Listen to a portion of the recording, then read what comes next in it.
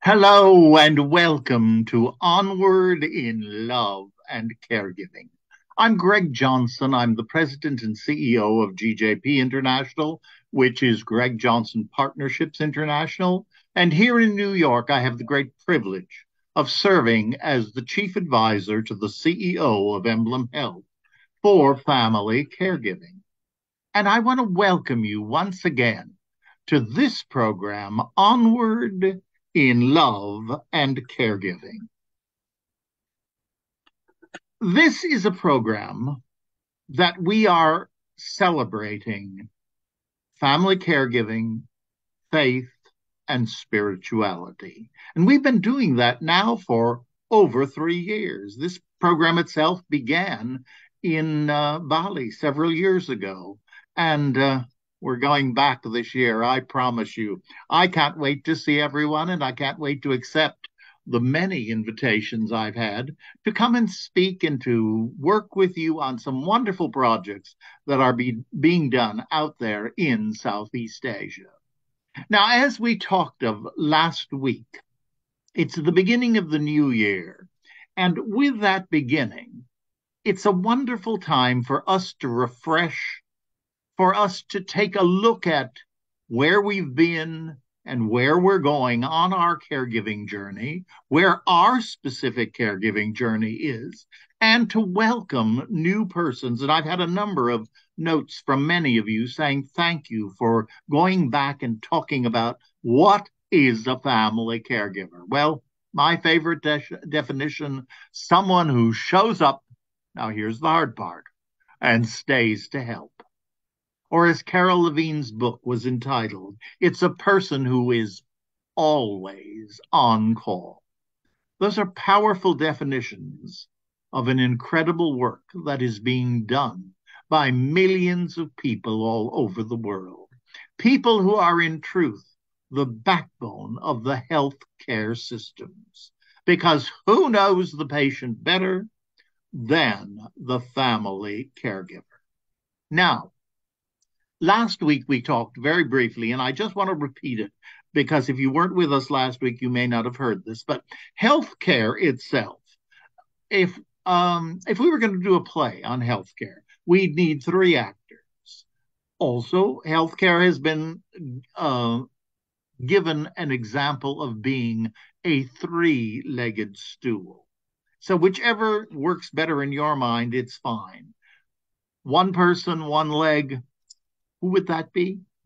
That's the care recipient, someone who is sick physically, emotionally, or spiritually. And we know that that's how we as human beings are constructed: physical, emotional, and spiritual. And when we get sick or are harmed in any one area, it tends to affect all of the others. So the first person, or that first leg on the stool, is the family caregiver. The second are the professional caregivers, people who are paid. The payment may be very diverse, from a very expensive specialist, a detailed surgeon, to unfortunately the very underpaid home health aides. The entire gamut of persons who are professionals in the world of health care. The third leg, and remember that stool can't stand with only two legs, it needs all three. The third leg is you and me, the unpaid, by and large unpaid, family caregiver. Now, I also take one moment before I go on because I want you to understand this. There are times when one person can be playing all three roles. How do I mean that? Very simply, someone is being cared for. They're in a situation physically, emotionally, spiritually, where they are receiving care. They may also be a professional in the healthcare industry, and they themselves may be caring for someone else. So they could be playing all three roles. That happens very often. And it is true that being in a specific role very much informs the other roles. So bear that in mind. Those of you who are professional caregivers, you know how the families all come to you. You get home, you think you finished the work, and the phone begins. Oh, call her. She's a nurse. Oh, call him. He's a doctor. Oh, call that one. They're a minister. Again and again and again.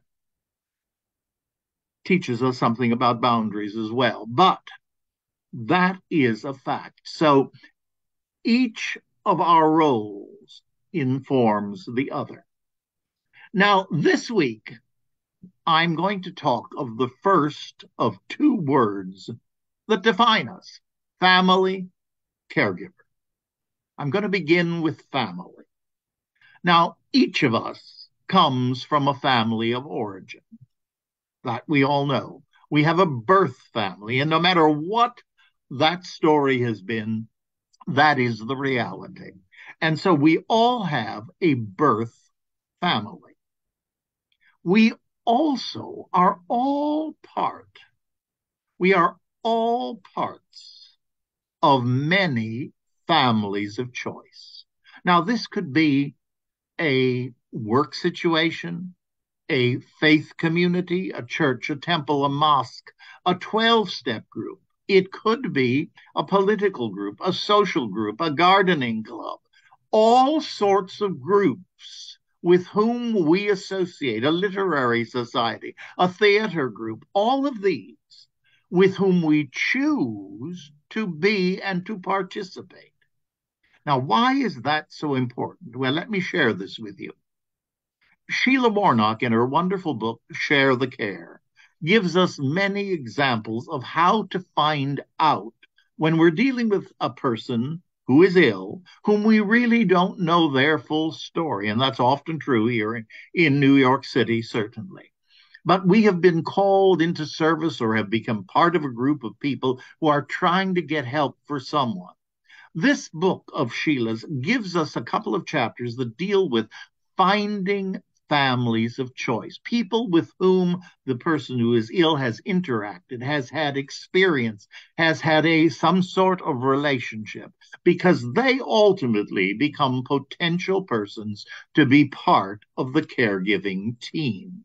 Now, also, and this is, I think, true more and more in more places in the world, because I hear it repeated. This is not just a New York phenomenon, but I'm going to use New York as the example. Many of us here in New York are the only member of our family of origin. So, in other words, we came out to New York. We were going to the stars, the music, the theater, the writing, the producing, all of it. And it was wonderful. And we did all sorts of marvelous things, including deciding that this was where our home would be. And so we built a life out here. But our families of origin are not part of that world. They're still part of our world, but they're not part of the physical world here in New York. So we have become very, very active in families of choice. Now, that becomes important because these are people who can be resources to help when care is needed.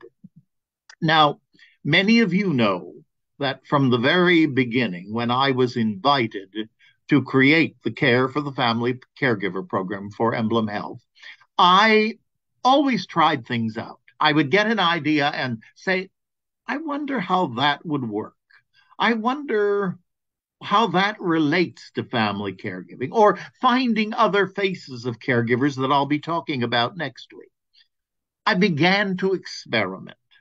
And with the word family, I did a number of experiments, but one that I want to share with you because perhaps you might like to consider replicating it within your own living situation.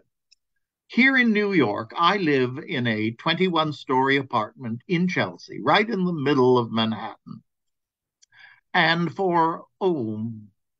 I've lived here 55, 56 years easily already, and I may be wrong on the numbers, but it's been that plus.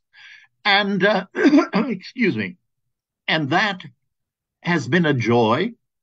And I have watched the building, the demographics change. I spent 10 years as president of the building many, many years back. But as I got involved in caregiving, I realized that an apartment house is indeed a family of choice. We chose to live here and were accepted, and we begin to know one another. And as I've said, many of us are people who have no other family of origin here. So we have bonded as family within the apartment. So I thought this really is an example of family caregiving. So I went to the board and I said, I've got an idea.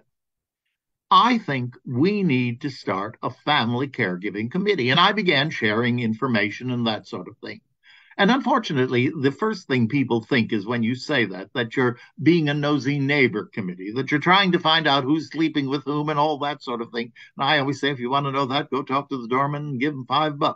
That's not what I was talking about. I was talking about being available to people appropriately, not being overused, not being used in a negative manner, but to be appropriate to people's needs. Knowing who in the building, for example, is on some sort of electrical medical equipment. That was very important. And so the committee finally said, okay, the board, they said, let's go for it. So I did a letter and we had several meetings about it. And we ended up with about 38% of the building who signed up. Well, they thought it was wonderful. I wasn't happy. I thought, no, I'm missing something. I'm not seeing something. And when I'm in that space, what do I do? Well, I'm someone who prays. And so I began praying. What am I not seeing? Give me the wisdom to see what needs to be done to involve more of the building so that we can be truly effective and meet the needs. Because the people whom I knew needed to be part of this were not. And so one day, it was about only 4 days after I began my intense prayer, I was standing at the elevator, and all of a sudden the doors open, and there stood a gentleman whom I knew who works in the building as a dog walker. And he had 6 dogs. And I said, thank you, thank you, thank you. I had the answer that I felt would help increase the membership. So I called the board and I said, you know, the one thing we didn't put on the invitation form or the application form were pets. And that's important because if you live alone and you have a pet in your apartment, in a very difficult situation, like a 9/11 situation, where you can't get back to the building physically. We were all locked down here. Somebody needs to know that there is a pet in that apartment, and we could go in and access it with that person's permission, so that the animal could be properly cared for. Well, I want to tell you, we ended up with 87% of the group saying, yes, we want to be part of this committee. And it's interesting because shortly after all of that happened, we had one of our blackouts here in New York.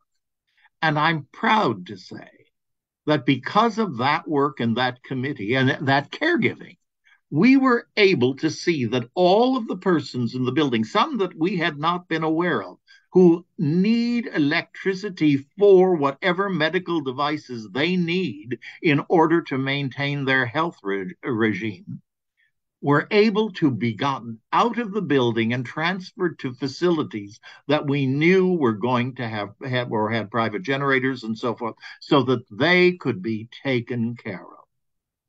Now, that was an unusual sort of family caregiving and a family of choice. Now, you're going to say to me, where did the word family of origin, family of choice? Well, family of origin is logical. It's our origin.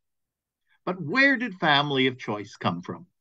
That's actually a gift from our LGBT brothers and sisters, because it was during the AIDS crisis, and I remember it only too well. Many of us were at hospitals regularly, often visiting this patient and that patient. And one of the scenes we saw again and again, and it's something that took me a very long time to come to grips with. But many people arrive, families of origin, and within moments, they had confirmed two pieces of information that they either didn't know or were totally in denial about. One, that their child was gay, and number two, about to die imminently. And many simply fled. This was more than they could deal with, and they left. But there were people there visiting. There were people caring. And who were these people? They were people from churches, from apartment buildings, from temples, from other faith communities. They were from 12-step groups. Well, now you know the healthcare system. They've got to document, they've got to notate everything that's going on. And the question for a long time was, who are these people? Well, that was where, and now it's used all over the world. They are families of choice. Families of choice who were stepping up to care. Someone who shows up and stays to care. So if you've not tried that, I urge you to consider that within your apartment. But there are other areas where you will see that you as a group are caring for one another. Do you have the information one from the other without being nosy, without getting into anything in a really personal or financial need, but knowing what people want, what people need, who do they want you to call? All of these things. That's what a family of choice can offer. Now, your homework for this week. I want you during this week to spend time, first of all, thinking of your family of origin. And if it was a very positive experience, I want you to give thanks for it. If it had its difficulties, and certainly most families do have those difficulties, that you might, either on your own or with the help of a professional, begin to come to terms. If they've passed on, release. Find resolution to the anger. Give thanks. Bless people for trying to do, even if we didn't think it was, the best that they could do, because it frees you. That's number one. And number two, I want you to look at the groups that you would consider your families of choice. I know I had a lovely experience recently. There are two very dear friends of mine who are very, very generous and very much into philanthropic work here in New York, and they frequently do major dinner parties. And when I'm invited to attend, I'm always invited to say a blessing. It's what ministers are often asked to do, and I'm happy to do it. And whenever I pray there, because it's a very diverse population, people of many faith backgrounds, some people of no faith backgrounds, some people deeply wounded by religion. And this I know because I've known many of the people. But I always give thanks for the joy of coming together around that table as a family of choice, supporting, loving, and caring. One of the most interesting things has been I now hear those same people using the term family of choice. And that's what I want you to begin doing. Because, we don't understand the gifts we have if we don't name them. We need to name things, give things a name so that we can be grateful for them, so that we can share that with other people and make them aware of it and help them to be aware of how enormously grateful we are for each and everything that they are doing in our lives, and how grateful we are to be a family of choice with them. So give it some thought this week, and then we'll be on to family caregiving. And we're going to look at the many faces of family caregiving next week. But now, I'd like to end our broadcast today with a few moments of that beautiful meditation, the loving kindness meditation. I've seen it referred to several times this week on Facebook in people's posts. I've seen some variations on it, and I think it's wonderful because it's a very appropriate sort of meditation. And if you don't know it, please learn it. 4 simple statements, and the first time we pray it for you as I pray it for me.